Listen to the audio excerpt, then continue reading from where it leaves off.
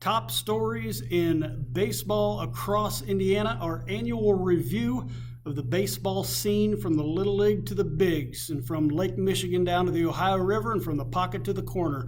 We cover everything we can, and we're going to try to do it quick. We got a lot to talk about, though, in this episode, so let's get right to it. Here is our itinerary, and you may notice right up there at the top, it says 2022. Why are we starting a 2021 show and we're starting it off with 2022?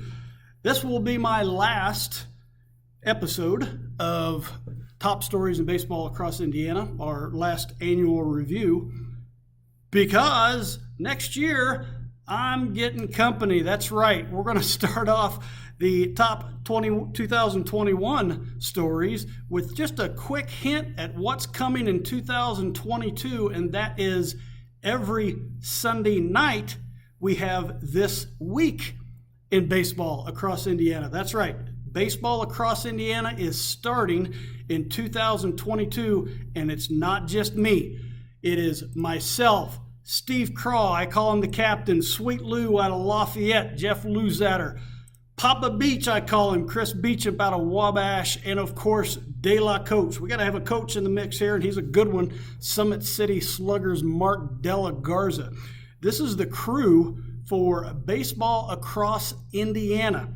We're going to have a weekly show, and we're going to have a lot more, and I'll just throw out baseballacrossindiana.com. Don't wait for 2022. Go there now. It is our hub for everything baseball in the Hoosier State. We're going to show you a few things from the website there today, but it's going to be a lot of fun. And I think going forward, it's really going to be a great resource for coaches. It's bringing in everything we can about baseball across Indiana in one place. So we got the show, we got the website, we got a team crew, baseballacrossindiana.com. Now, let's go back to 2021 and talk about our top stories. Of course, I am Hardy the Hat Guy, so we got to start with some fun stories. First one up, we're going to Sealyville. You know them as the Golden Bears, but in 2021, actually 2020, they planned on releasing them. It was the 1924 throwback uniforms and hat. Look at that. I got the hat on right there of the Purple Camels. You just can't beat that. I had to throw that in the top stories. Next one up, you remember Andy Gossel. He was the head coach for Indianapolis Christian, or Covenant Christian in Indianapolis. And then in 2021, well, first of all, if you've ever seen his field when he was coach there at Covenant Christian in Indianapolis, you know this guy knows field maintenance. He also helped with the Indianapolis Indians on their grounds crew. He went to the Iron Pigs of, I'm trying to think of the name of the team. It's a AAA team. I absolutely love it. Coach Gossel, we're friends on Facebook. You got my number. Shoot me a call. I need to get one of them Iron Pigs hats. Next up for our fun stories, this is actually an awesome story. Anthony Cruz is the seniors American Legion coach up in Mishawaka, South Bend up there. And his daughter was the junior American Legion coach up there, and she got her first win. Had to throw that out there. That's an awesome story. Next up in our fun, you can't beat this. This is out of Lafayette. Of course, a lot going on up there in Lafayette at the new Loeb Stadium. But Brady Preston has something that nobody can ever take away from him. The Lafayette Jeff player was the first person, he can go down on record, permanently use ink. It'll never get changed. Brady Preston, Lafayette Jeff, first ever home run at the new Loeb Stadium there in Lafayette. That's just awesome. Speaking of awesome, you know, if it's got a stick and a ball, I'm a fan. And if you don't know wiffle ball in Indiana, it's kind of a big deal. First of all, Griffle Ball, that's that picture there on the right. That's the all-star team from the Griffle Ball League up there in Griffith, Indiana. They won the National Wiffle Ball LA League Association or something like that, NWLA National Wiffle Ball Association title this year, and it's a big deal. I've seen their bracket. I mean, there's teams from all over the country in it, and this is a big deal. The guy on the left there, Caleb Jonkman, this guy's like the Babe Ruth of wiffle ball. Third time in 2021, 3 straight NWLA National Wiffle Ball Player of the Year. I've seen this guy throw from the pitcher's mound. They pitch from like a Little League distance, and he's throwing like 90 miles per hour, and it hooks like a Max Scherzer curve. It's nuts. I guarantee you, you will not hit it. It is fun to watch. That's our next up fun story. Then I got to love this. I'm friends with Coach Paul on Facebook, and I saw him post this a while back. I guess his players were peeling out in the driveway or in the parking lot of their field, so he made them rake the field. And this picture doesn't do justice because it's a pretty big parking lot there. He made them rake. That's coaching done right, Coach Paul, and well done. Next up in our fun stories, this is one of my favorite right here. Bloomfield Baseball, first annual team fishing tournament in the books. Big Bass Award goes to Brett Sherrard. How awesome is that? But look at that last one. Most equipment lost or damaged. Miles comp. That's absolutely awesome. Well done, Coach. Now we've got some tip of the caps right here. This is the basically things that we need to recognize for 2021. First of all, this is a big one right here. The IHSAA, I'm just going to read this to you verbatim. A lot of people don't know this. The IHSAA was the only high school sports sanctioning body to successfully hold all of their state tournament events and crown state champions in their sanctioned sport during the 2020-2021 school year. Hats off to you, IHSAA. A lot of times, with 2020 and all the cancellations and everything like that, that was a thankless decisions you had to make there, and you did an outstanding job. Well done. Moving along with the tips of the cap, Bob Ratzlau out of Fort Wayne. I hope I pronounced that name right, Bob. He's with the National Amateur Baseball Federation or Foundation. I always get that mixed up, but it's been around a long time, so this is a big deal. Got Umpire of the Year, and that's a big association, and that's a very well-deserved title. Congratulations there, Bob. And how about our own Steve Craw, Captain Craw, I called him. I think I mentioned this on Facebook earlier in the year or Twitter, that he had his 1,000th interview this year. That is actually a big deal, and nobody covers baseball in the state of Indiana like Steve Craw. So we got to tip our cap to him for his 1,000th interview. That is that's a milestone that is worthy of recognition. Well done, Steve Craw. Keep it up, good sir. Okay, we need to move on to some baseball, and I love Little League. If you've seen my shows throughout the years, you know I'm a big fan of Little League baseball. It's just last, pure, enjoy the game baseball right there. So let's start out with the 2021 Little League tournament. Here's how it shook down right here with all the district champions and our state champion from Brownsburg. I got a feeling that I've seen Brownsburg quite a few times in this. Matter of fact, in 2019, the last time that Brownsburg was in the state title, they lost and got runner-up in the Little League State Tournament to Silver Creek. 2021 was a rematch, and Brownsburg took home the title. So Brownsburg has been there a while. Let's take a look at this stat right here. Most Little Leagues by town. Now, I put it by town here because a lot of Little Leagues, or a lot of towns, have multiple Little Leagues throughout the years. Terre Haute, for example, is the town with the most Little League state titles. They have the Terre Haute Americans, the Terre Haute Nationals, and some others throughout the years. Right behind them is Brownsburg, and you see they had a little gap there between 2002 and 2021, but they were runners-up last year. Of course, that string right there, you look at 1999, 2000, 2001, 2002, that's the years we're talking Lance Lynn, Drew Storr, and Tucker Barnhart. So they went through a spread there. But if you look lately, look down there at New Albany, 2007, then 2014, 2015, 2017, 2018. Jeffersonville right there beside them with 4 state titles. And then, of course, Silver Creek is down there beside those 2 as well. And they were the runner-up this year and the title winner last year. So that southeast area of the state is really a Little League hotbed. And we're going to look at that next. But I got to give a shout-out to Papa Beach. I called him there earlier, Chris Beecham. He's from Wabash. He coached one of those Wabash state title teams. Then if you look up there in the region, Gary and Highland each have 3 state titles apiece. And I'll tell you, if you want to look up some history, you need to look up the state titles from, I believe it was 1972 and 1973. in Gary, where Lloyd McClendon just changed the Little League game. We're going to do a story on that in the future. So that's Little League titles by town. Here's another little graphic I want to show you here. This is pretty neat. You're going to see this a few times during this show. This is most titles by BAI, Baseball Across Indiana, most titles by BAI region. Now, what is a BAI region? You see the graph there. What we tried to do is, me and the staff that you saw at the previously there, is we tried to break apart the state geographically to try to create equal separation by population as well as number of teams. And Little League has their districts, for example. American Legion has their districts. High school has their regions and districts. But we needed one regional separation, one geographic chart like this, so that we could compare regions of the state across all levels. That's going to come into play at the end of this top stories as well. So make sure you stick around for that. But looking at this right here, let's just do some drawing.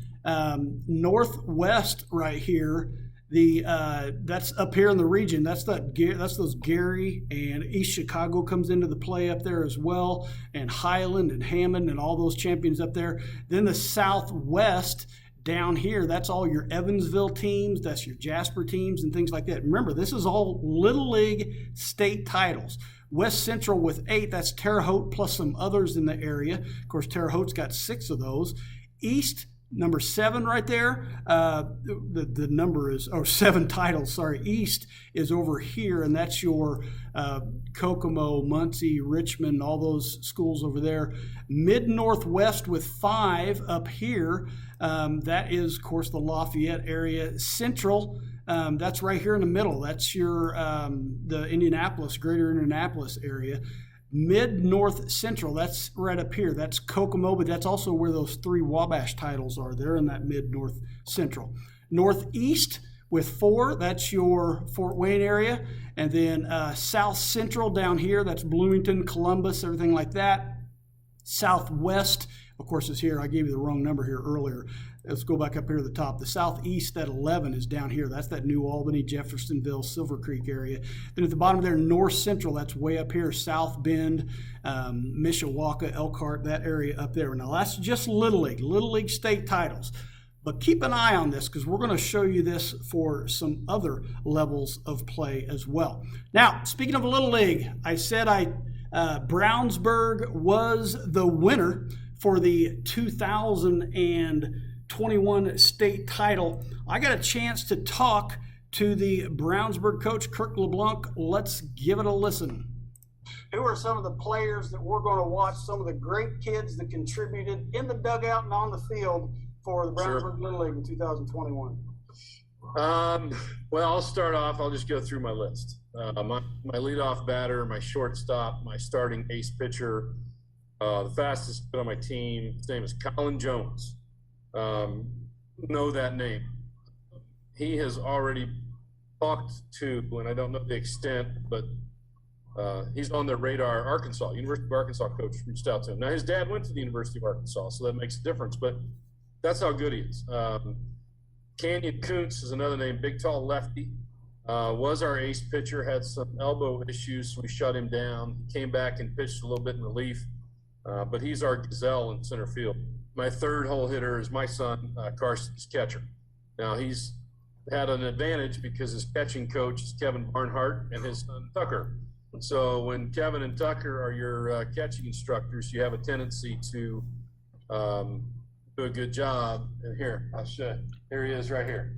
So this is my youngest. That's my catcher. That's buddy, you got your coaches are Tucker Barnhart and Kevin Barnhart, buddy. You got it going on right there. Thanks. That's funny. Kevin would come to games, and if he didn't like what he was doing, he'd just yell his name, and Carson would just start doing push-ups, because that's the thing. So that's been great.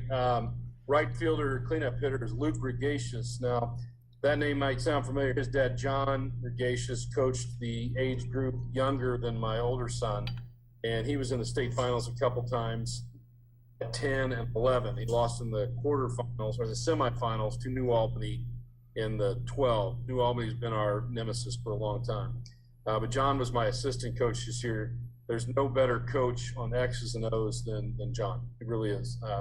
He's got the game planned out about 5 or 6 different ways, and he's just a genius when it comes to the game. My 5-hole hitter was Noah Bergstrom. Noah was also our first baseman. He's a lefty thrower, switch hitter, and anything close to first base, it's dead in his glove. And very smart. He's the one that really saved the championship game for us, the state championship game. We were up 1-0, bottom of the 6th. They had a runner on second. Kid hits it. There's 2 outs. Kid hits it between second base and our second baseman. Our second baseman dove and stopped it, spun from his knees, threw it to first, but it wasn't in time. The kid beat him. But Noah immediately came off the base, saw that the kid had come off third a little bit, fired over to our third baseman. Now he's in a rundown, and we've practiced that since they were 8 years old, and we knew the game was over. In fact, right when that ball gets thrown over to third, you hear a couple dads saying, "Well, he's dead," because our kids knew how to do it. I mean, they all get in line and they're ready for their for the throws. So Noah's just a very, very smart kid, very good baseball player. Braden Greathouse was my second baseman. He was also my backup shortstop, so he had to play shortstop in a lot of big games because Colin would be on the mound. Just an exceptional second baseman, second shortstop, fast kid, smart on the bases, great hitter. He hit a triple in the regional game against Ohio that started our comeback. It unfortunately got stranded at third base. He was our tying run, got stranded at third. No bigger heart, no bigger. I mean, he'll run through a brick wall for you. He's also a grade younger, and he's also the running back and defensive back on that football team that won. Chase Wilson's my third baseman. Unbelievable glove. He makes plays at third that high school kids wouldn't make. He also had a complete game, 1-hit shutout in the regional game against Ohio through 6 2/3 innings. And remember, you only get 85 pitches. So on 85 pitches, he pitched 6 2/3 innings of ball. And I think it was just 1 hit maybe. It may not have been, but he's just an exceptional player, great base runner. Skylar Rose, outfielder, again, great glove, broke his leg in the first game of the season, worked his way all the way back to be a huge contributor throughout the tournament run, had some big hits in districts. Austin Braun came up. He was on our white team for the last couple of years and came up. He's one of those kids that, they get to be 12 and they grow to be 6 foot tall and throw the baseball hard.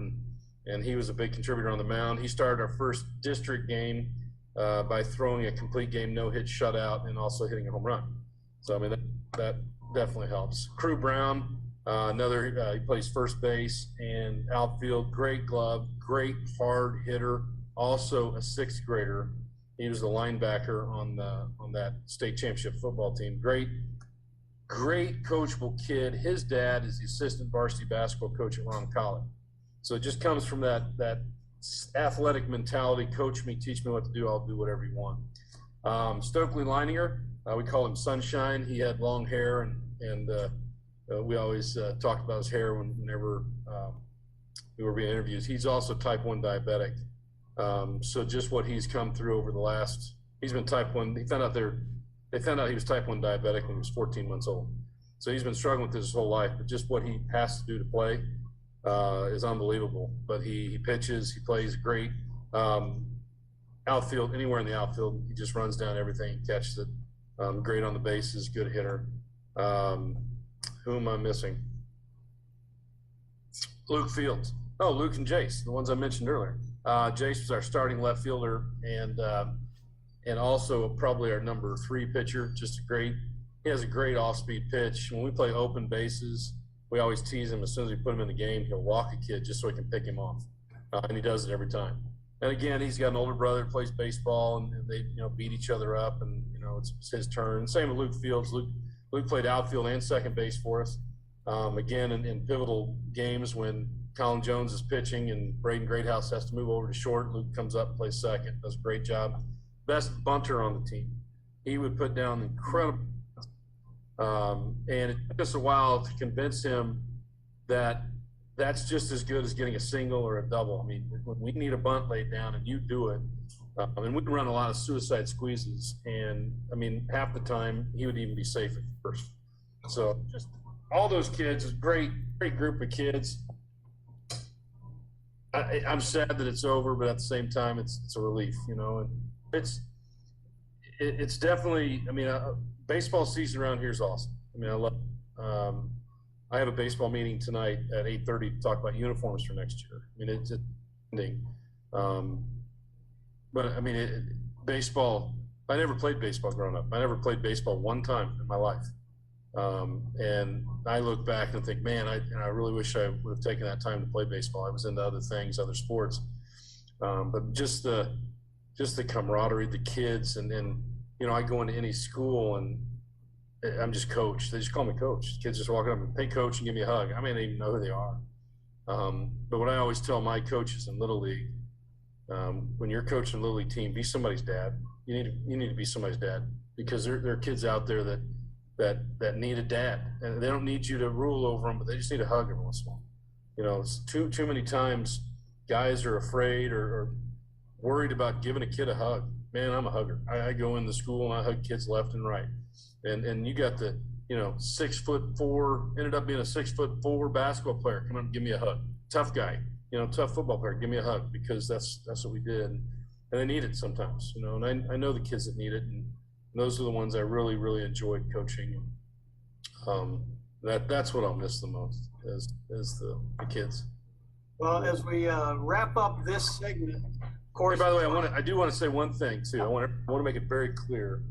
Lance Lynn, Drew Storn, and Tucker Barnhart have all given money to our future fields. Okay. A lot of people say, hey, just go get it from them. They can't pay for everything. They have lives and families too. But each one of them has been very generous, not only with their money, but their time in helping us do things. So shout out to those guys. I know they're going to continue to do it, continue to help us. And Drew's been really good meeting with people, trying to get, you know, different support. And Tucker's and Lance are doing it as well. I mean, it's a little bit more difficult for them because they're still playing, but those guys are doing their job. They're helping us out. So I hate when people say, well, they're not doing it. They should. They are. So. Well, it takes a community. And, you know, as we wrap up this segment, that, you know, the title of this segment is The Top Story in Little League. The subject was Brownsburg winning the Little League State Championship for 2021. But to me, the top story in baseball in Indiana for Little League every year is people like you. And I mean that sincerely. It's, if I can highlight any part of this series, you dropped some names, you gave the structure of the program, but what I'm hearing is a guy that did not play baseball. He's not just a baseball coach. He is a leader of these kids that are going to be leaders of, and he's a leader of men. That you'll be a coach for as long as God keeps you.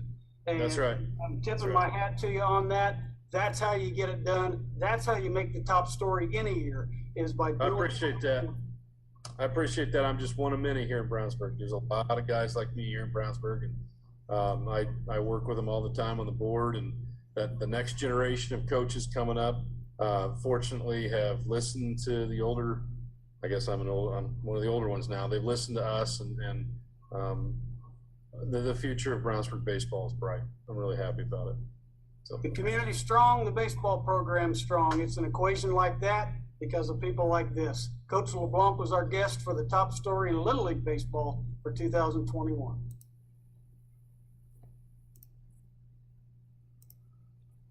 I'll tell you what, I talked to Coach LeBlanc for quite a while.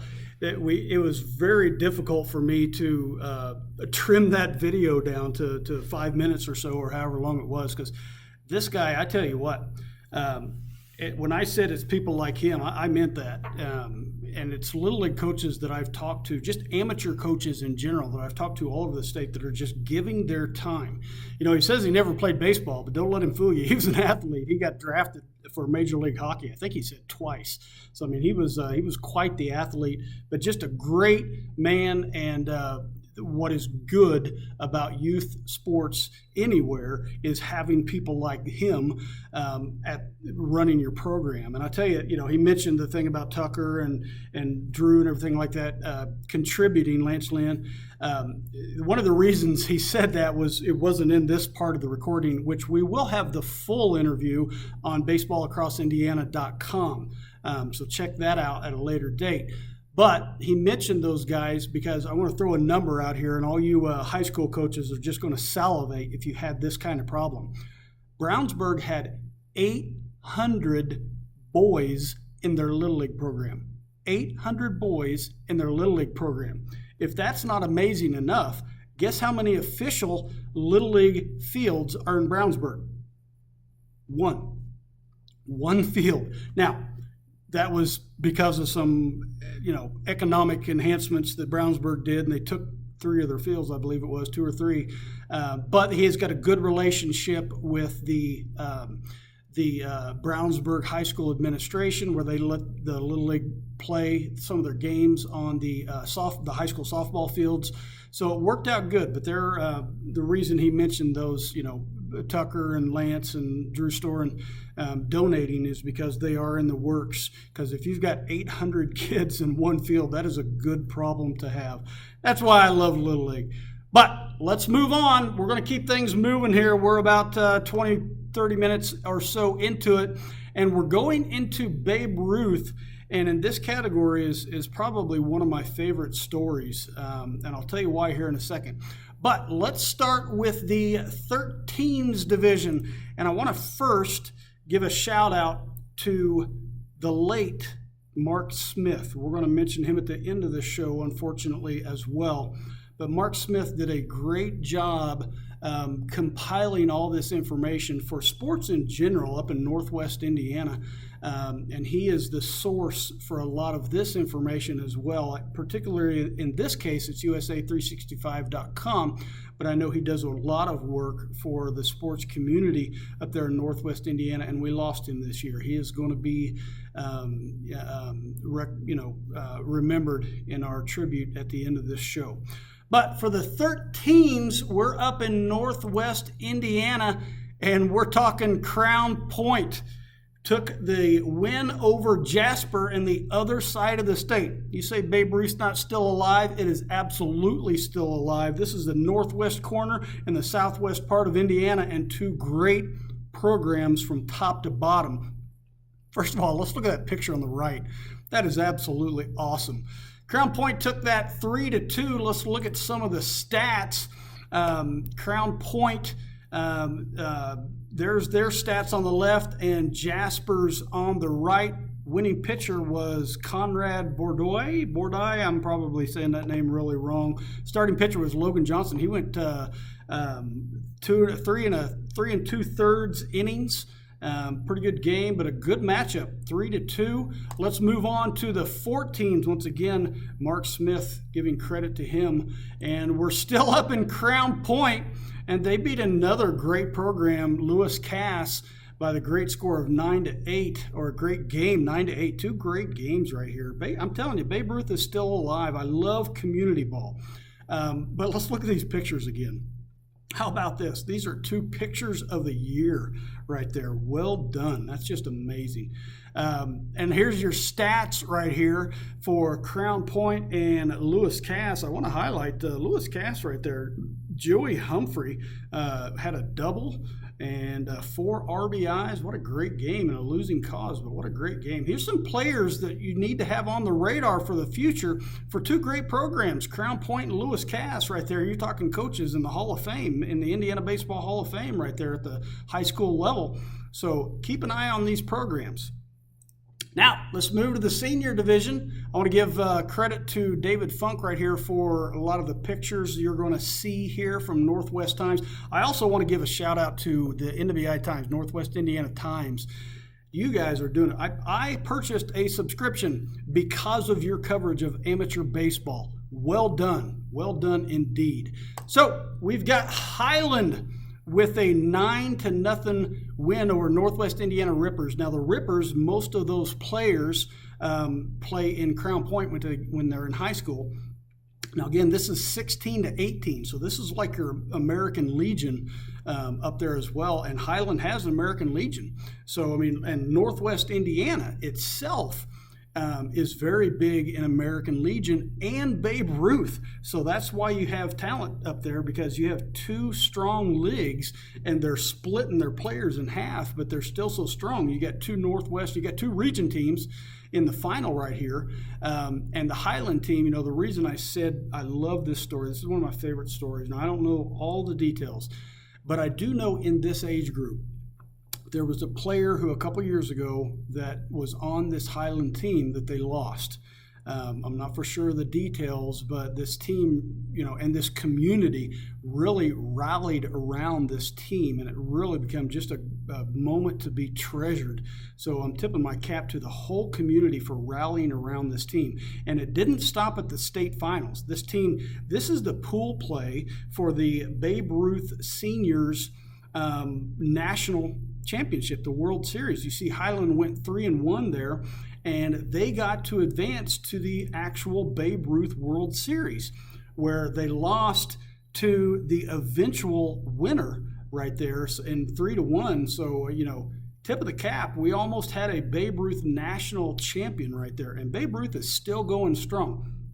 With so many league options these days, with travel ball, Babe Ruth, American Legion, so many, and that's not even counting all the prospect leagues for youth, as well as all the perfect game and that whole circuit. There's so many options, and Babe Ruth is still going strong. So this is great to see the story behind it. Number one, behind the Highland community getting involved with them, but also that Indiana represented so well this year. So tip of the cap to you, Highland. Well done indeed. So moving along to American Legion, I mentioned that earlier. A lot of headlines we're going to cover here. We mentioned Highland. Let's stay in Highland. George Bazookas. I got to meet this guy and talk to him. Unfortunately, I didn't. It was just kind of on the whim when I was working on my high school baseball hats collection.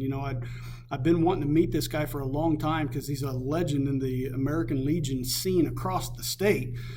He put in 50 years of service to American Legion baseball, the Highland Post 180. So I'm tipping my cap to you. Anybody that puts that much service as a volunteer effort for that many years for any league, I'm tipping my cap to. And it's people like you that are doing such a great job with the youth of our future. So our next headline, I just had to throw this out here. I mentioned Coach Cruz from Mishawaka South Bend up there area earlier about his daughter coaching the junior team. I just wanted to tip my cap to him because he really had a very tough bout with COVID in 2021. It wrapped over from 2020 and 2021, and he was very transparent about it. And I just want to tip my cap to you because he came out with a great perspective on life. And I've got to talk to him about that in extent, and it's just a great story. So I had to throw this out here real quick. Another headline here, former Bristol Post 142 manager Jim Treadway. He's also from Concord High School, you know him. This guy has been in the baseball scene for a long time. He got the Arlie Skelton Memorial Award, and I'll tell you, just a quick moment before I forget to mention it, I'm working on a full documentary on American Legion baseball. It's such a great brand of baseball that I think we need to preserve, that I got a chance to talk to Jim Treadway as well as a lot of others throughout history in American Legion baseball in Indiana. And watch for that documentary on baseball across Indiana in 2022, because it's going to be something special, because this is a special brand of baseball. And the stories that Jim Treadway told, he has a fantastic story, just another great man. I tell you, one of the reasons I do this, I am a baseball fan, but like we heard from Coach LeBlanc at Brownsburg in the Little League, like George Bazookas out of Highland, and like this Jim Treadway, these are good men that not only have a legacy of producing good athletes, they have a legacy of producing good men. And that's a inspiring story for sure. So now, as far as the state tournament goes, Rockport, if you're in American Legion baseball, you know Rockport. They won another state title this year, and in doing so advanced to their 11th U.S. Regional. I filmed a lot of the game. I tell you, these guys you see right here, these coaches, they are legends in the coaching scene across the country for American Legion. They've been doing it forever. It's a family-run organization, and it truly is an organization. I go into that in a lot more detail in the documentary that we're going to be releasing in 2022. But this Rockport program is known across the country for the success that they bring. And American Legion Baseball is strong. I'll tell you just real quick about this program. First of all, they're down there between them and Newburgh. You know, that's the reason that, like, South Spencer has had so many state championships going back a few years. It's because of the great program they run. You know, Jasper's down there. They have a great American Legion program. That southwest part of the state is strong. And they won against a team, Crawfordsville, but that Crawfordsville team had players all the way from Lafayette to Danville, Indiana. I mean, it's a big geographic region, and they had college players on there as well. So the level of competition in this state final game was strong. Let's look at some American Legion title history in Indiana. Right there, there's Rockport. Now, you see 10 state titles. There was a year, I don't know the year off the top of my head, that one of the American Legion posts that won it couldn't advance to the U.S. Regional, so they did. Thereby, there's their 11th U.S. Regional. Then you see 3 U.S. Regional titles, which means 3 times they've been to the American Legion World Series. Look down there at the bottom, you got Evansville post 8 with 1 and Terre Haute with 1. And then Terre Haute currently leading with the most state titles for an American Legion team in Indiana. Now, remember I mentioned earlier, I showed you that BAI regions map. Let's look at regions for American Legion titles. If we look at this, then Southwest has the most state titles. That's down here in the bottom. That's that number 1 you see in the bottom left. That is, of course, Rockport, but it's also Newburgh. There's some Evansville teams down there. 28 state titles down there in the bottom left. And then 4 U.S. regionals. West Central was 17. That's that number 4 there in the region map. That's your Terre Haute. That's also some others in the area. That's Blandford, going back to the first ever American Legion title ever. Northwest was 16. That's at number 9. That's the region. So that's your Highland, your Hammond, your Gary, East Chicago, etc. One I want to point out here real quick. Look at that 1 right there in U.S. championships. In the history of American Legion baseball, Indiana has produced 1 national champion. Who was it? That was in 1977, South Bend, post 50. Coach Williams, I know you know who that was. But back in 1977, South Bend, and just a quick story going back to 1977. Here's a comparison for you. That number 9 up there in the BAI region, the actual region, Northwest Indiana. Back in the early 1980s, they had 40 teams in Northwest Indiana. Now, I think this year there were 21 total in the whole state. Now, that doesn't diminish the competition, because if you look at that Crawfordsville scenario, Crawfordsville took up players almost in that whole number 7 region right there. So, I mean, that's a lot of talent. Doesn't make it any more easier to win with less teams. So, moving on, that was American Legion. Now we go to one of my favorite areas, high school baseball. If you see the hats behind me, one of my top stories of the year obviously was getting to show off the Indiana high school baseball hats collection. That's that virtual background you see behind me. But let's talk actual baseball. Let's look at the state finals. First, let's highlight where the teams were from. Pretty good disbursement, but if you look down there in the Southwest, Jasper and Southridge both together. Shakamak. Now, for the 1A game, just a quick note on Shakamak. They are first or second in the state for state championship runner-up. I heard a person this year say, who is Shakamak? Apparently that person didn't follow baseball, because if you follow baseball, you know Shakamak. Of course, Fishers is there again. That's the 3rd straight year for a Hoosier Crossroads Conference. Then Hanover Central and Washington Township up there in the region, then East Side. So we've got the whole state represented. Let's look at that 1A game. Here's the matchup. Of course, your winner was Washington Township We call it Randy Ball. I'm so glad he won. I tell you, I talked to Coach Jennings, for example, the head coach at Griffith, and he said, everybody in the region knows that Randy Roberts is not only one of the best coaches in the region, he's one of the best coaches in the state. He plays a unique brand of small ball. And you heard Coach LeBlanc from Brownsburg talk about his pitcher that would almost walk guys just so they could pick him off. Their pickoff game was unrivaled by any level of baseball. It was a fun game to watch, and they beat a good Shakamak team. That was a fun game to watch. The 1A Mental Attitude Award winner, we got to give a tip of the cap to this person because I love all the Mental Attitude winners. That's actually a big award. A lot of times it's at the end of a state championship game, so it kind of gets swept under the rug, so to speak, because it's at the end of the season when they announce it. But I want to highlight it because these are a big deal. So congratulations to Britton Bocher. I probably pronounced that wrong. I apologize. Let's move on to 2A. There's your matchup, Eastside Blazers versus the Providence Pioneers. What a matchup that was, too. I'll tell you what, this was Eastside's first state championship appearance, but Coach Willard, their coach, has actually taken a softball team to the state finals, too. So he's taken a baseball and a softball team to the state finals. But Providence, they were a juggernaut.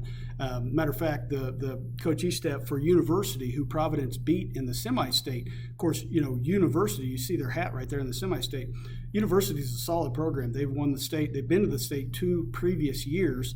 And their coach, who knows baseball, trust me, he said, I don't think people realize how good Providence is. So, that was a great matchup.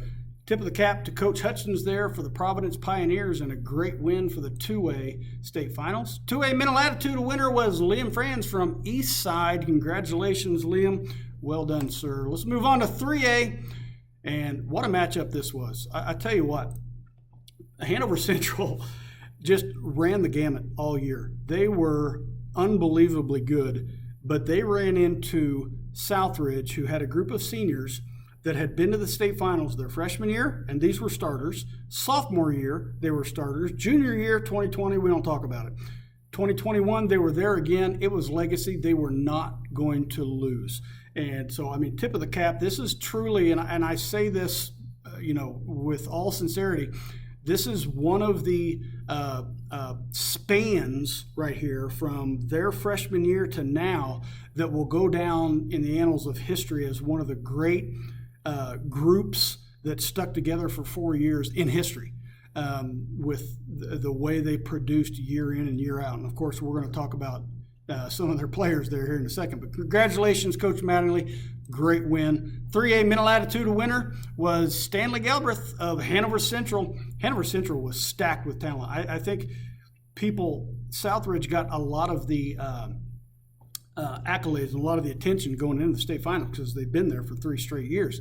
But this Hanover Central team was just straight stacked. So, this was a matchup that was unbelievable. 4A, this is the matchup I called Hulk versus Juggernaut. Jasper, one of the all-time leaders in state championship history. Matter of fact, just a quick little bit of history on Jasper. Baseball went from the no-class system to the current class-based system, the 1A through 4A. I believe it was I can't remember off the top of my head when it was. But Jasper was the last state championship winner when there was the open class system, and that was the old Busch Stadium in downtown Indianapolis. That was also the last year that the state finals was at the Busch Stadium.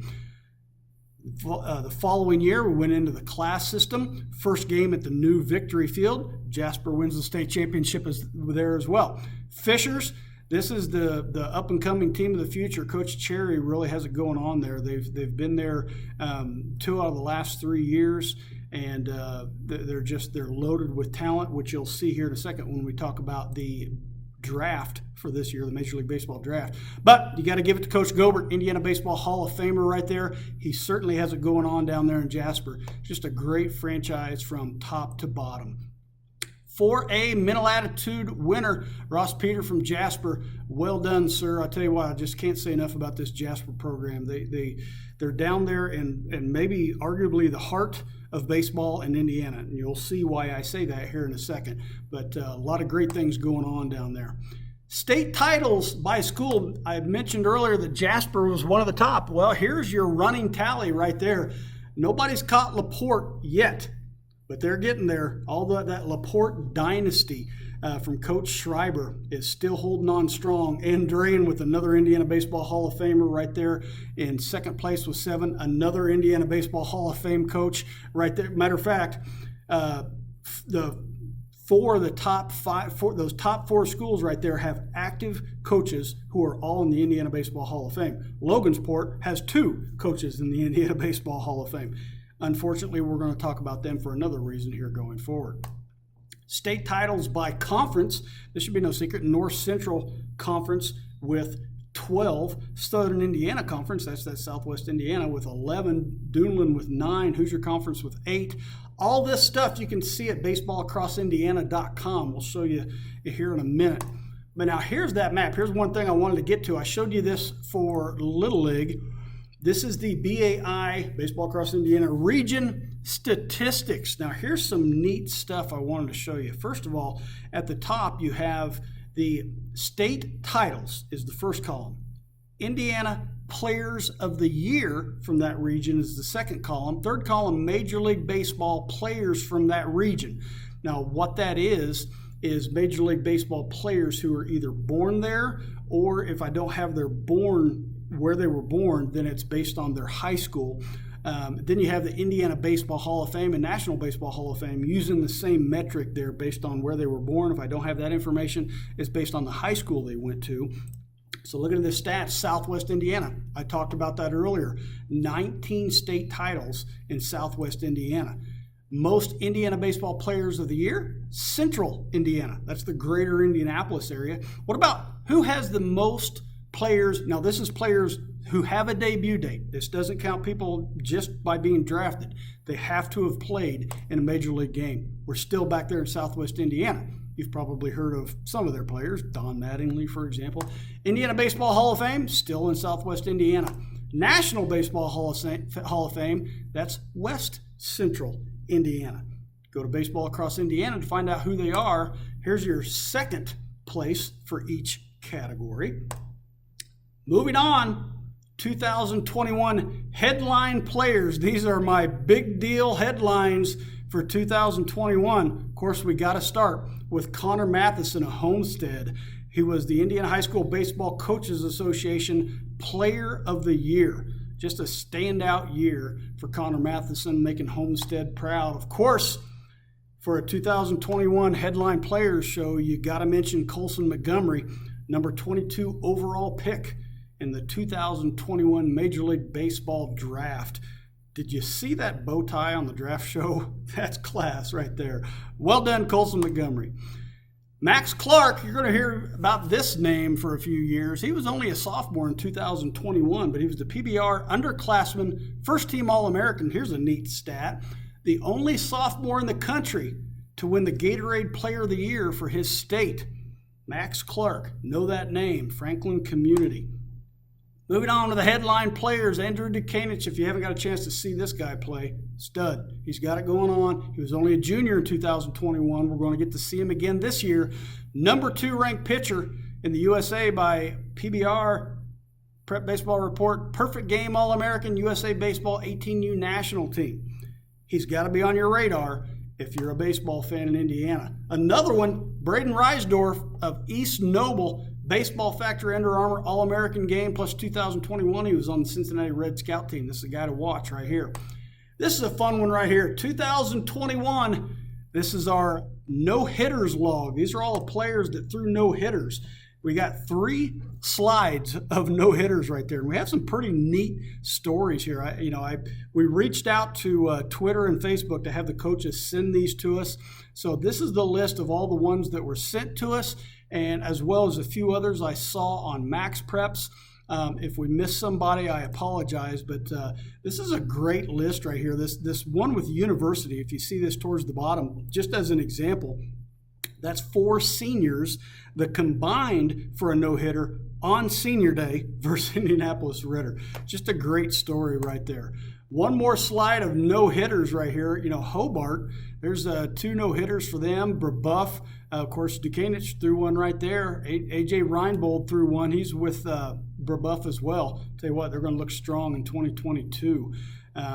Go Going down there, there's another for university. They had a 4-pitcher mix as well. That was part of it. Now, moving forward, one of the top stories, in my opinion, for 2021 involves the BaseIndy. I got a chance to talk to Rob Barber, and he ran the country's first high school Jackie Robinson Day. Let's take a listen. All right, folks, we are here with Rob Barber, and I tell you what, Rob, it is a pleasure to have you on here. And I tell you, I want to make this an annual event, get you on the show. I'll have you on here as much as we can because Rob knows people. He knows the baseball scene across Indiana like nobody else, and he runs the BaseIndy. We'll have the website right there on the bottom of your screen. TheBaseIndy.org is the website, but it's a great program, and Rob, we're going to get right to it. I want to talk first just a little bit, give us a little bit of information about the BaseIndy itself. Generally, what is the locality, where's your coverage area? And then tell us about the impact of the young student athletes, not only by the goals of the organization, but specifically tell us about some of those events and what has led up to the BaseIndy. Sure, for sure. Well, thank you first of all for having me, Dan. Love being with you. Fun to talk to. You just got an energy that gets me fired up. So thank you for having me. Fun stuff to talk about for sure. And the base is going into really a second year with a little bit of a bump in there with COVID, of course.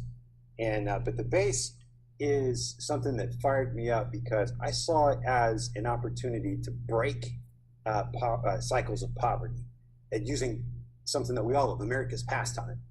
And so as I first saw this from a team from Boston and ended up being the founder of the program, that it was all young people, mainly of color, because they have the greatest need sometimes in the gap, but not exclusively. There's nothing that says that it's the need that drives it, not the color of someone's skin. And so what I saw that time was that it was used baseball as a way to attract kids and connect with them, just like we do as coaches and fans. You go, the things that inspire us, and some of them, it's not even that baseball is the top game, it's just somebody that loves them. And I think that's really the driver of all this. It's love, is that when you care about some kids and when you care about their situation in life, and that's what we do. So baseball, we connect with them, we roll the sleeves up, get into their life a little bit, and try to figure out whether it's food, whether it's education, whether it's that they need help with, whether it's other resources in the community. And we're sort of the in-between person that connects them and then provides some of the baseball training and teaching camps and some of the stuff and direction that we can provide to them. But it's centered a little bit in Marion County, but we have certainly reached out beyond that. And then there's, in part to support what we're doing, we try to just raise the awareness and say, we're all better when we can provide opportunities for all kids. And when everybody has that opportunity. And so the base's goal is to give kids a path towards college or to some sort of post-high school career plan. And it can be, a junior college or a technical school or even the military. And I'll tell you, that's why I was such a big fan early on, going back to 2018, I believe it, or 2019, I guess, was your first full year. Of course, like you said, then 2020 hit. But I was a fan right from the get-go. You're using baseball as an engine to provide opportunity. So, I mean, it's an equation that I am absolutely on board with. You talk about my energy. We talked offline before this, and we probably could have kept talking for another 2 hours for what may amount to be a 5-10 minute interview. You've got the passion to run this great organization. And, as we talk about 2021, first of all, baseball is back. You guys took a hit, but you're starting to come back. And then you had this event, the Jackie Robinson Day, that made national headlines. The first, and tell me if I'm wrong here, the first state in Indiana, or the first state in the country to host a high school-based Jackie Robinson Day celebration. And it was just, when I first saw that, of course, I was all on board with it too. I wanted to hear everything about it. So tell me about the vision that led up to that Jackie Robinson Day. What gave you the idea, and what was your vision for the outcome? I wish I could say it was a brilliant strategy or an idea, and there was a lot of planning that went into it. And it was just one of those things that I've been a Dodger fan my entire life. I've been, followed Jackie Robinson, his story. And I knew that day, April 15th, was coming up in Major League Baseball. And just as I was thinking about that, thinking about rolling out the base and saying, we're still here, and the same different, that Major League Baseball was better, we say inclusion, when it included players of color. That they were playing baseball over in the Negro Leagues, but it was better. But Major League Baseball became better when it became more inclusive, right? And so more diverse. And those are issues that are sometimes touchy. And I thought this is a good way, though, to be able to bring that in and to celebrate that for a state that sometimes gets punched in the mouth a little bit around the country. It's like, you're not sensitive to these issues. And I just think the people that I know, that's not their worry. They want to provide opportunities and access. And certainly, so Jackie Robinson was that day. So I thought about it, and it was really about a month before then, only about a month. And I thought, I need to roll this out on a smaller scale. We'll maybe do this with Dan Ambrose at Heritage, a friend of mine, a good friend of mine who coached over with Dan. And I sat down with him and said, this is what I want to do. Can we do this maybe with a couple of games? So I'd like to we can't do like Major League Baseball and do the individual shirts, but let's do something. Could we get something reasonably priced? Let's do Indianapolis Clowns. I said, because that's our local Negro League team. Of course, we'll do a red shirt and a blue shirt at the Clowns. We'll make everybody 42. And Dan said, just maybe call Robert Falcons with the IHSA, because that's going to be an issue maybe with the numbers and the pitching and all of that.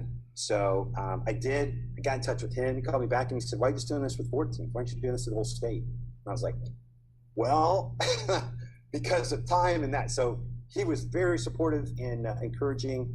And then I get a call from BSN, and they said, we can help. We've got a good network throughout the state. And so in very short order, we had that put together. Anthem jumped on board and said, we like this. We'd like to get behind this and sponsor this. And so within really about 10 days, all of that came together.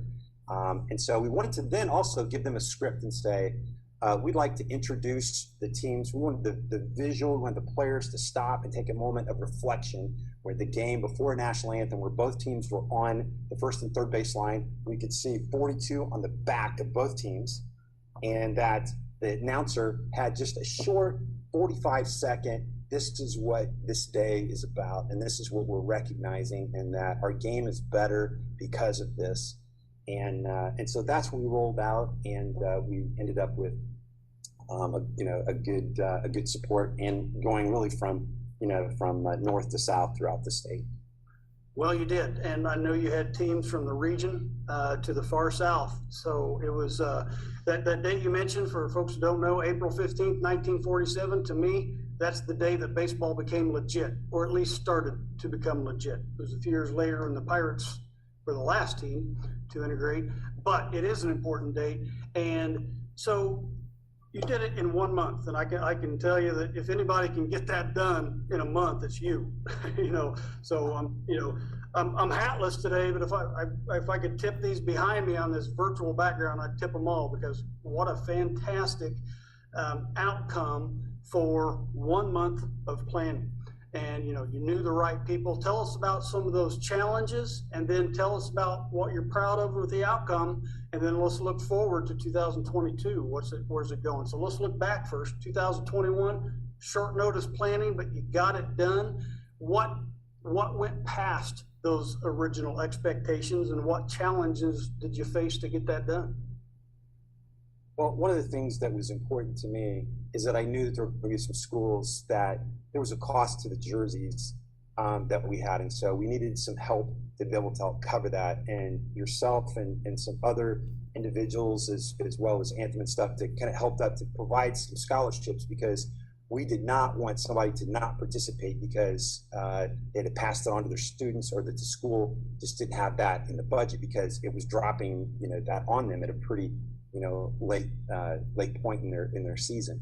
And so that was something that, when we look ahead, we're going to plan a little bit differently and think about that. But that is still what we believe. So there were several schools that we offset their cost with those scholarships, and that was great. And it wasn't all city schools. Sometimes it was a 1 or 2A school in a rural area.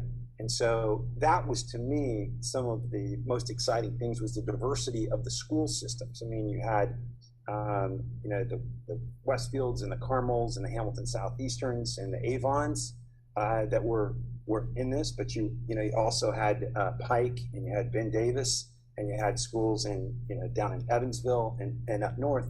And so it was a real mix. And so the pictures that came back, which I think you have all of them, and you did a great job of promoting it and putting some out there, I thought were just terrific to see that. And so I thought it was good for our kids to learn a little bit about Jackie Robinson and about why that diversity matters. Why, as you said, baseball became legitimate, because there was an incredible number of unbelievably talented players that were playing over in another league, in the Negro Leagues.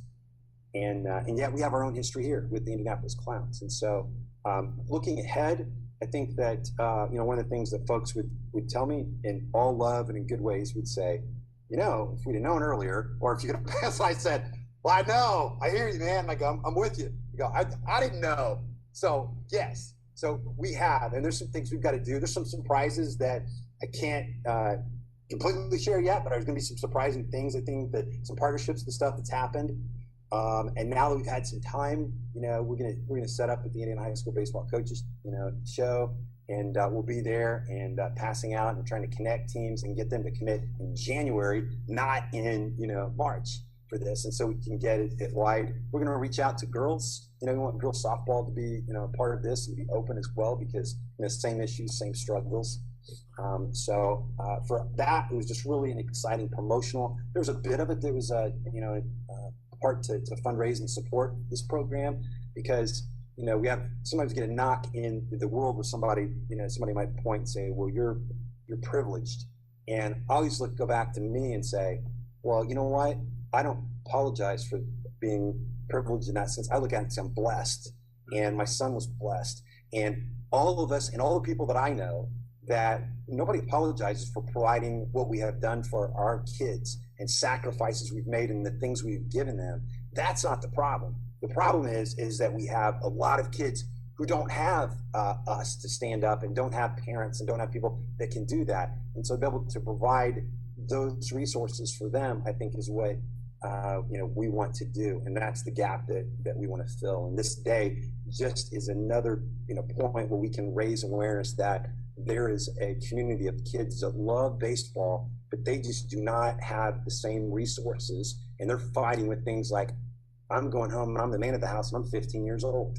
I'm coming here and I don't have electricity in my house. I'm going here. My dad's incarcerated, and a mom is working at night trying to do this, and yet we're the rest of the world is out celebrating baseball at this game, and some of us are just saying, all we want to do is use it as a way to get to know you and to help you get a better life. And if we can get you to college, and I saw this in the other places, if you can get to college through this game, and not even necessarily with the game itself, you can go to college and not have and not play, but just we have connected through that.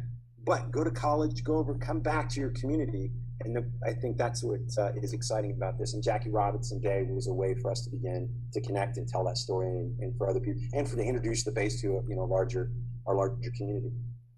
Well, I tell you, from my vantage point of it, I got to shake a few hands during the Jackie Robinson days, because it went on for a couple days there, because people wanted the opportunity to do it that weren't all playing on that day on the 15th.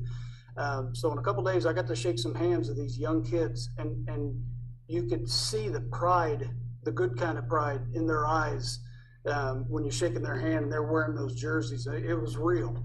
And I felt it in shaking their hands. So, I mean, to me, I use the word big deal a lot, usually when it's making fun of myself. But this is the kind of big deal, because what you're doing is you're planting that seed of hope, and then you're actually giving them tools to actually make it happen, for it to come to fruition. And you're making that connection with a baseball coach who can pass the torch, because there are some great baseball coaches who are good men in this state. So, you're doing those things to push them in that direction, to do your part to pass the baton. So that's why I wanted to tell this story. I could talk about this story. We're on what I hope will be under an hour show for top stories in baseball across Indiana. But I could easily make this a full hour, Rob. I mean that sincerely. I'm going to hound you offline about those secrets coming up in 2022, but we'll keep it secret off the show. Rob, I really appreciate it. Any parting thoughts? Tell us. We're going to put the information on the bottom of the screen, but tell us where we can find the BaseIndy online. Yeah, we're the Base, TheBaseIndy.org. You go there, and it's got information on our program, ways to contact me, and and it's, somebody can have an idea, somebody can say, I want to donate a little bit, somebody can say, I have some equipment, or I have some things I'd like to share, or just connect and volunteer, or to make us aware of situations and stuff like that with young people, even outside of our area, and we appreciate that. All right. Moving along. What a great story. First of all, the 2021, the Base Jackie Robinson Day celebration. What a great story. We're moving on to college and college summer leagues. Let's talk about the headlines. We got to start out Indiana State. What a great program that Coach Hanna is building there. They made it to the Nashville Super Regional of the College World Series. They didn't make it into the actual College World Series, but they had a great year, making with some great wins. They started out the year with a win versus Pitt, I think it was. Lost in the first round of the Nashville Super Regional to Presbyterian, but what a great year they had. Notre Dame also made the Super Regional in Starksville, is where they played, and what a great outcome they had. They made it all the way to the final game, losing to eventual champion, College World Series champion, Mississippi State, and I'll tell you, they had that game too. We're going to mention some of those Notre Dame players when we talk about the draft here in a little bit. But Coach Jarrett up there at Notre Dame, he brings that SEC fervor to Notre Dame, and they've got a lot going on up there. That was our two U.S. regional performances in the College World Series. We did have some native Hoosiers in the tournament. Now, here's the quick list of everybody that was part of a team in the College World Series. Then we did have some players, well, actually one. I'll just show you the list here. There were 3 players on teams that were in the College World Series. 2019 Andrean grad Michael Doolin, he was with Vanderbilt, but he didn't play. He had Tommy John surgery, tore his UCL back in March, but he'll be back.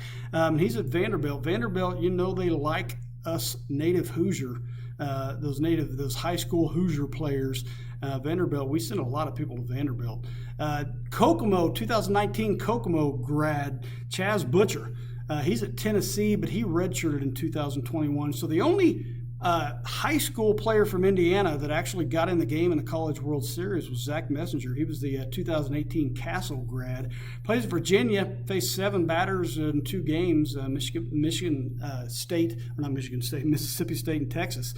Struck out 1 there, so he had a performance. So in the College World Series, the actual College World Series, past the regionals, we had 1 player that actually got some playing time. So more headlines in the college and college summer league team. We got to mention this guy right here. A.J. Reed makes the University of Kentucky Athletics Hall of Fame. This guy just had a stellar career at UK. Now he's the head coach for the Terre Haute Rex. So just a quick story here. When you go to baseballacrossindiana.com website, you'll see the player index. I had to reprogram the algorithm because of all the awards that AJ Reed has. So thank you, AJ. You really you challenged my technical abilities right there. Of course, he's the 2011 Terre Haute South graduate. He's also the 2011 IHSBCA Player of the Year.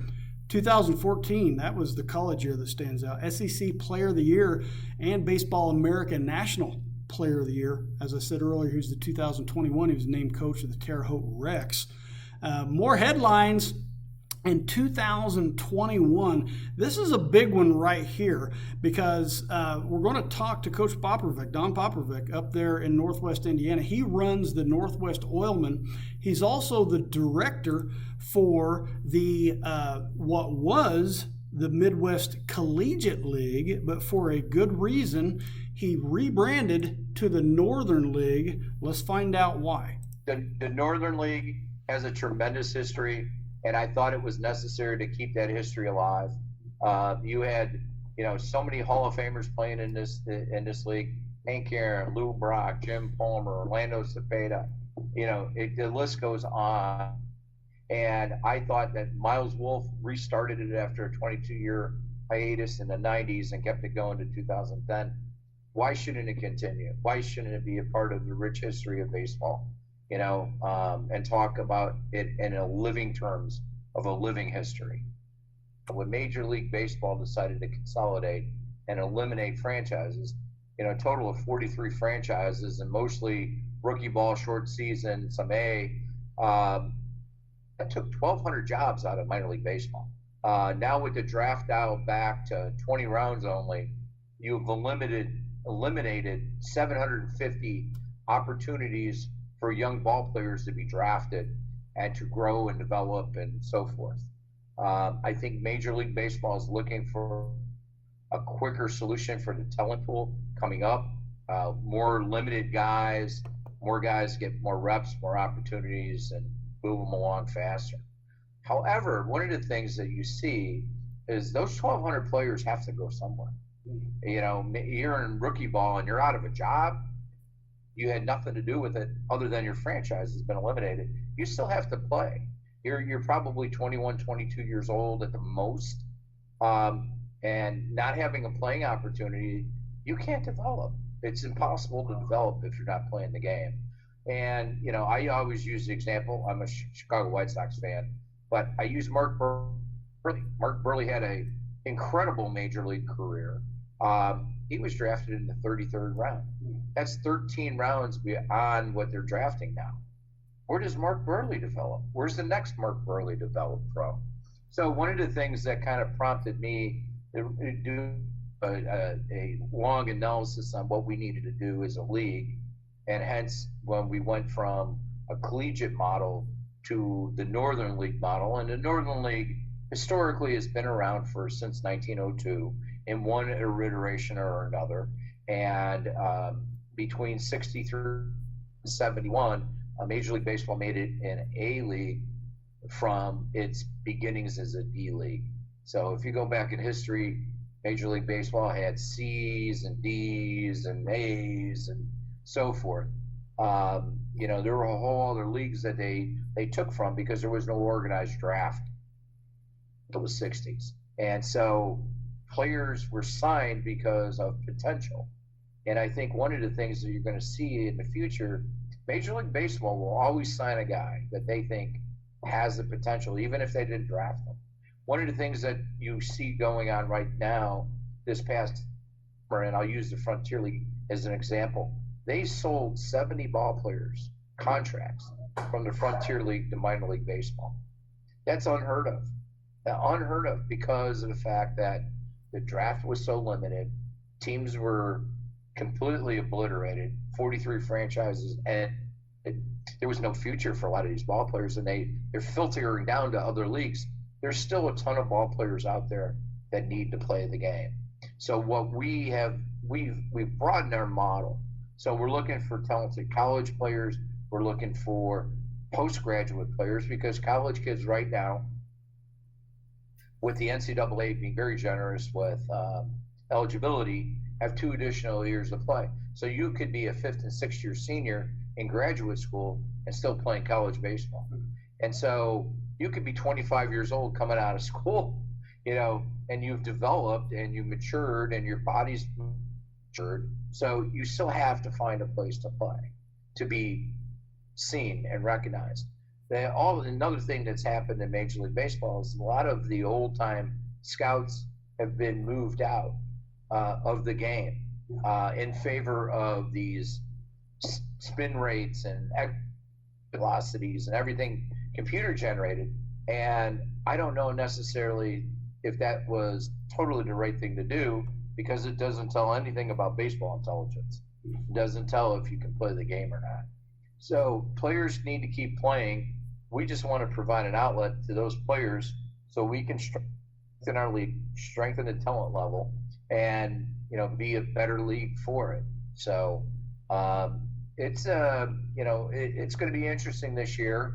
I've talked to all my managers, and so they're trying to figure out who's been released, and do they fit within our kind of age parameters. We're not looking to have seasoned guys come down and play. We're looking for the kid that went to rookie ball and for some reason got injured or somebody didn't like him and he finds himself out of a job, even a 1-year guy. And, a lot of those fit the narrative of what we have in our past, who have been drafted. So we can open opportunities to guys that actually played in the league before. Our model is to be a tight geographic area. We don't want to travel 5-6 hours away to play a game. We want to travel to the next community over to play a game. And I'll tell you why. Major League Baseball is very successful with spring training in Phoenix. There's 15 total franchises in a city of 2 million people. They're tremendously successful. And you can go a half a mile or a mile or two and you run into another ballpark and nobody thinks anything of it. And there's loyalty to all the franchises that are there, and it's a fun experience. We don't need to have big, large stadiums. The idea of having a 7, 8, 10,000 seat stadium is not necessary. They have fun and put a good product on the field. But our geographic area we want to stay in is northern Indiana, southwest Michigan, and over onto the Illinois side. Some of the facilities we've been playing, we're looking to upgrade. Our Crestwood, or actually in the city of Crestwood, they're going to be building a couple of different high-end performance fields. So, we're looking at, to really kind of have a stable place of where we can put Crestwood at. And, we're always looking for opportunities. We're talking to different cities about bringing franchises in. I have a conversation tomorrow, and the city will rename, nameless right now, but, an opportunity to talk to somebody that really is passionate about baseball. And, there's other opportunities ahead for us, but we don't want to have a big geographic area. We want to sleep in our own beds at night, and we want to create rivalries. And how do you create rivalries? From the next town over. Yeah. And the next town over, and the next town over, where people can follow the team and drive to an away game, quote unquote, because it's only a handful of miles away. Instead of no one's going to follow a club 5 miles or 5 hours away from its home base. So, and we're going to work on our production more. We've got a relationship with JED TV in northern Indiana, northwest Indiana. And we've been broadcasting all our games live onto JED TV and on WJOB radio as well. So it's giving us a larger stick to kind of broadcast our product out, so more people will sample it.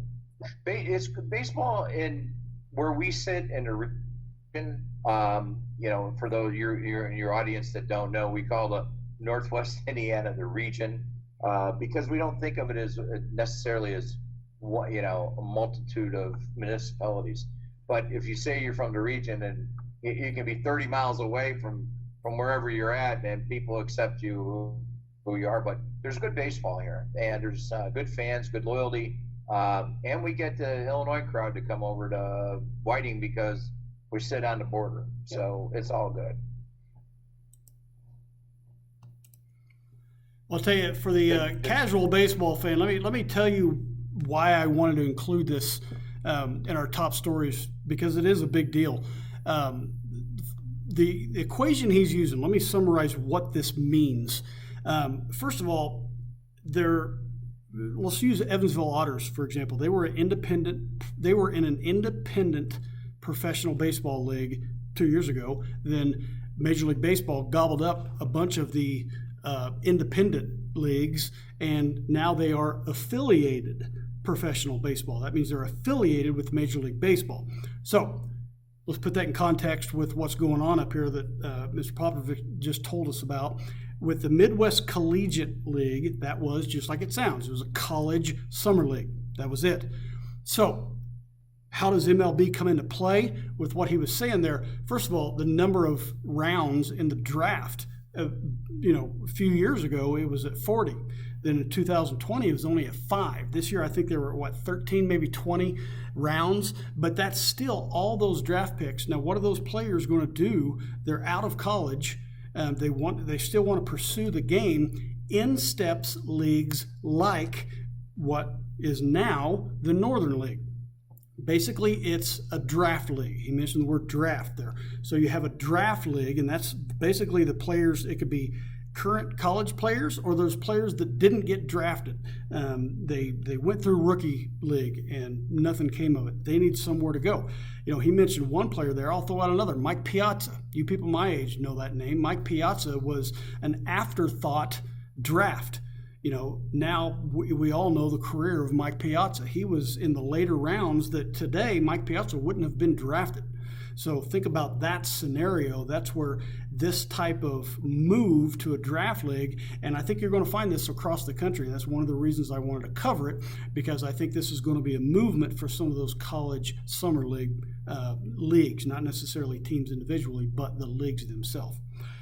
One more level of play to go, and that is the pros. But before we go into professional baseball, let's take a minute and remember those in the baseball scene across Indiana that we lost in 2021.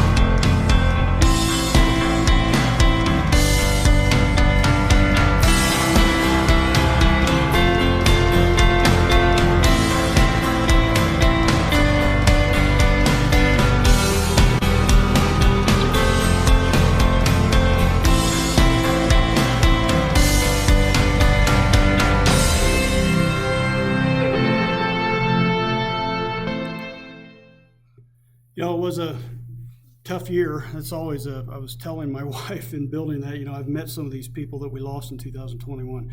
It's a tough year for sure. But one thing that is encouraging is I saw the community, the baseball community, revolve around these schools who lost. I think of the Prairie Heights kids. That's a tough loss that affected that whole community. But I also saw the baseball community across the state gather, rally up around that school and around Owen Valley with Coach Wilcoxon and some of the others. So moving forward, like I said, we have one more section to go. That is our coverage of professional baseball from 2021. And of course, 2021 was the year that baseball came back. But is it? Is it going to stay? Our first story actually just happened just a week or so ago before recording this, the Major League Baseball lockout.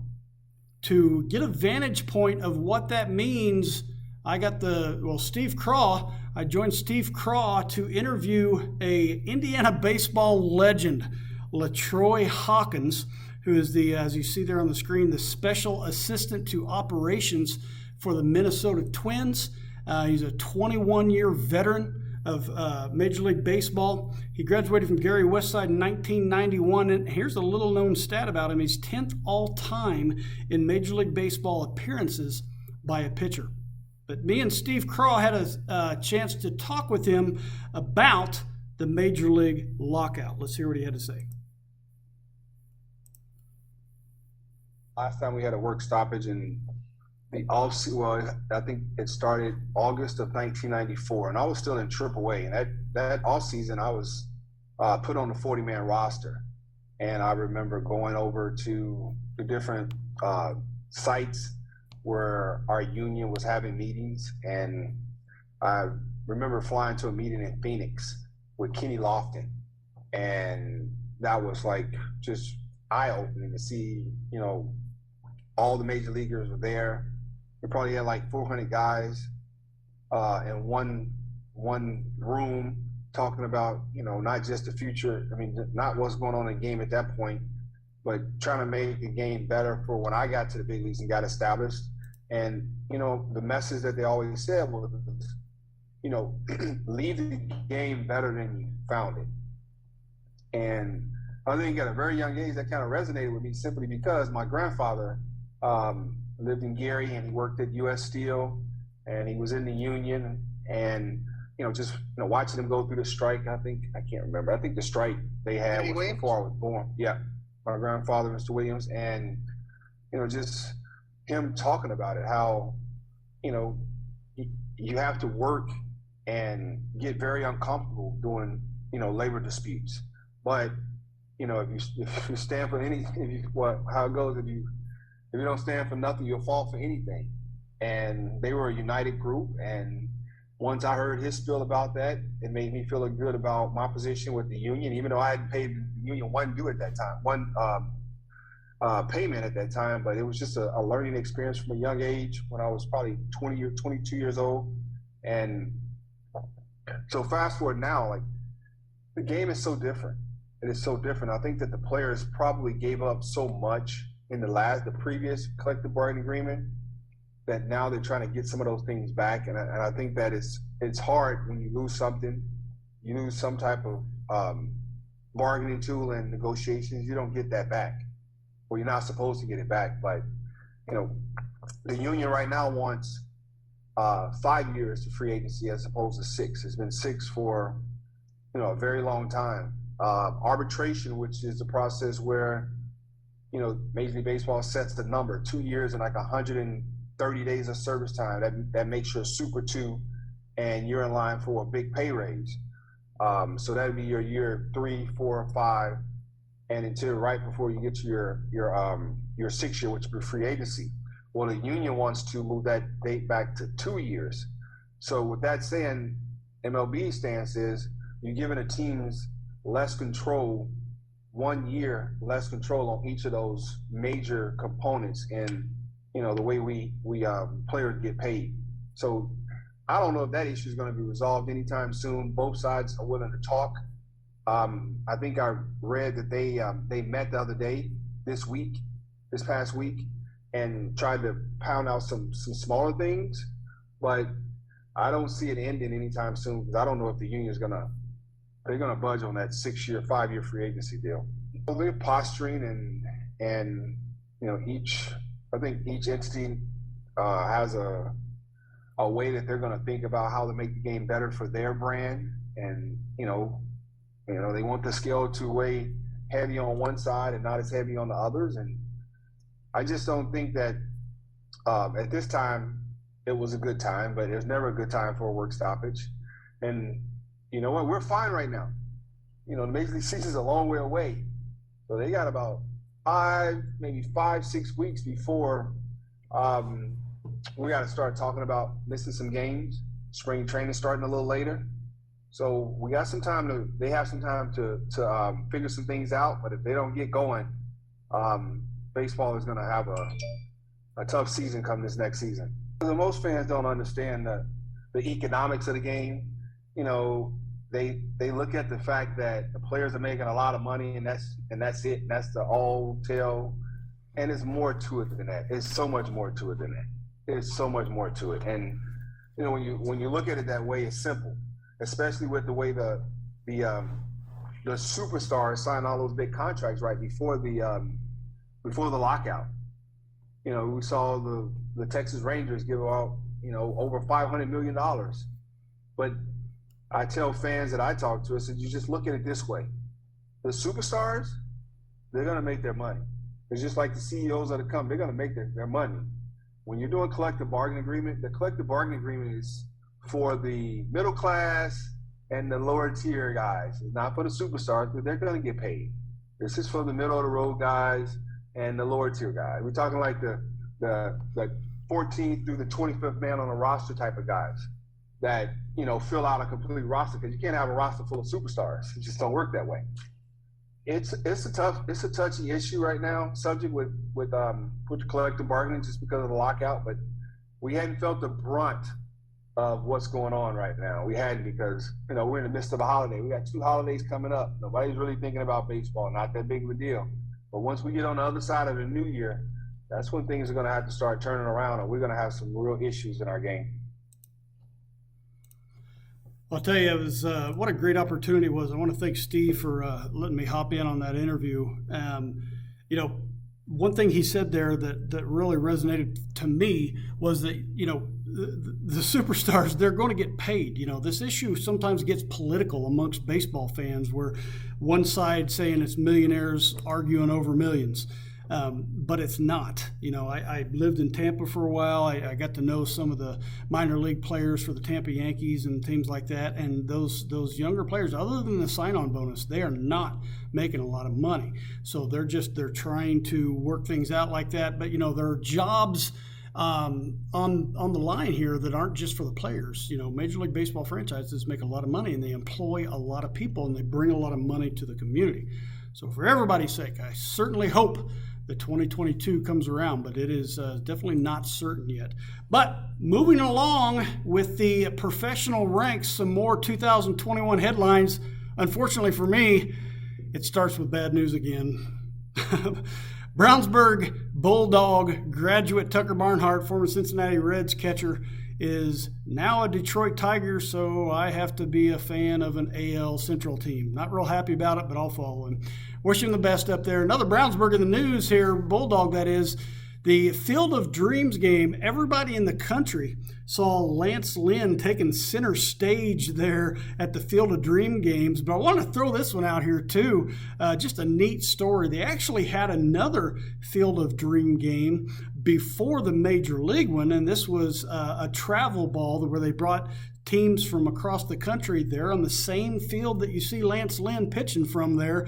And sophomore phenom at Hobart, Javon Andres, got to play in that game. Another White Sox. I think it's a travel team in Chicago, actually. He's up there in Northwest Indiana. He's on that travel team. He got to play in the Field of Dreams game, too, so I had to throw that out there. Moving on, another big headline. This just came in days ago before recording this. Gil Hodges is finally in the Hall. Hallelujah. It's been a long time coming. This painting right here is actually on a billboard down there in Southwest Indiana where he's from. But people have been saying that this guy needed to be in the Hall of Fame for a long time, and he's finally there. What a great, great story. Speaking of Hall of Fames, you know, I put this as an example. Hal Morris was elected to the Indiana Sports Hall of Fame, class of 2022. That's actually a new thing, and that's the story. It's down in Evansville, the Indiana Sports Hall of Fame. You see the website there, INSHOF.com. Now, don't just go to ISHOF. That's like I went there, I forgot the N the first time I went there, and it's like some kind of snowmobile Hall of Fame or something like that. INSHOF.com, and it's a new thing they're combining with the, I think it's the Evansville Ball Hall of Fame or something like that. It's Greater Evansville Hall of Fame, but this is the Indiana Sports Hall of Fame. Should be something to watch because it's merging with also, I believe it's a minor league baseball Hall of Fame that's going to be located down there. So a lot of neat things going on down there in Southwest Indiana. Moving on to the playoffs. These are the players with Indiana ties that were in the playoffs. Unfortunately, none of them made it to the final game. So the final game, as far as major Indiana ties for players, was kind of uneventful, but a good World Series nonetheless.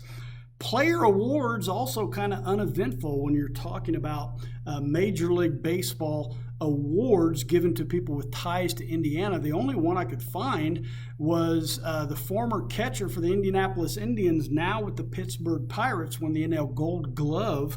I'm talking about Jacob Stallings there, so congrats to him. Another good reason to watch Major League Baseball or minor league baseball, especially our teams here in Indiana with the Indianapolis Indians, the Fort Wayne Tin Caps, the South Bend Cubs, and now you have these affiliated pro teams like the Evansville Otters, the Gary South Shore Railcats. Then you have the independent, the draft league teams like we're talking about now, which is going to be the Northwest Oilmen, and of course a fantastic college summer league scene we have here in Indiana. Ultimately, though, we're talking about Major League Baseball. What I'm getting at, there's a great reason to watch the lower leagues here in Indiana as well. Major League Baseball draft. This is one of the top stories right here for sure. This got all the buzz this year because the state of Indiana did pretty well in the Major League draft. Our first pick was a Hamilton Southeastern grad, Sam Bachman. He later went on to pitch and had a great career at University of Miami there in Ohio. He was a number 9 overall pick. Then we had a Lafayette Aviators. A lot going on there in Lafayette this year. Trey Sweeney was a Aviator. He was the number 20 pick overall. And I mentioned this earlier, Colson Montgomery, the only right out of high school pick, and he's number 22 overall. Like I said earlier, if you saw the Major League Baseball draft show on ESPN or Major League Baseball Network, what about that bow tie? Love it. Represent there, buddy. McCade Brown was the first of 6 Hoosiers that got picked, number 79 overall. Chad Patrick, a Hebron, or is it Hebron? If I'm in the region, I pronounce it one way. If I'm not, I'm going to get attacked either way. He also a Purdue Northwest grad, number 79 overall pick. And of course, Chase McDermott, Pendleton Heights grad and Ball State stud, number 132 overall. Great showing right there. Here's all of the players with Indiana ties that were picked in the Major League Baseball draft. But I got another view to show you here. What about this graphic right here? I'm going to give you a minute to screenshot that. That's pretty cool. 2021 Major League Baseball draft by Indiana high schools. And of course, I'm Hardy the Hat Guy. I got to put their hats in there. So that's a pretty cool graphic right there. And here are your college players from colleges in Indiana that were picked. Like I said, we have those 6 from IU right there. I just want to highlight that Cole Barr down there, number 444 overall.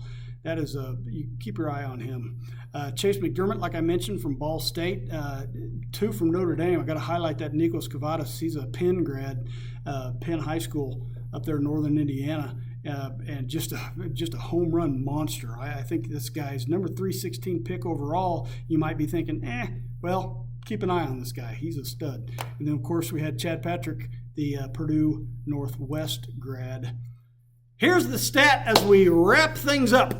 Here is the stat I wanted to show you. Remember, I showed you this graph earlier, the regions map. We talked about everything from Little League to the pros. So let's bring it all together. This is what I call the regions scoreboard. This is a compiled list of titles. And if you go left to right here, that's the Little League state champions, American League state champions, high school state champions, then a total of all state champions per region. Then you go to the right of that, you have the Major League Baseball players who have a debut, not just drafts, but they had to have actually been in the show. They got their cup of coffee per region. And again, the rest of these, this is based on either by birth or by the high school if I don't have their birth location. To the right of Major League Baseball, that's members in the Indiana Baseball Hall of Fame. To the right of that, it's the National Baseball Hall of Fame. Then your grand total per region. Go to baseballacrossindiana.com/regions and let the arguing begin. I think that's going to be a lot of fun. One thing I'm missing, and I want to throw this out here real quick. I talked about Babe Ruth baseball earlier and how I still love that brand of baseball. I want to put a request out there to all the coaches.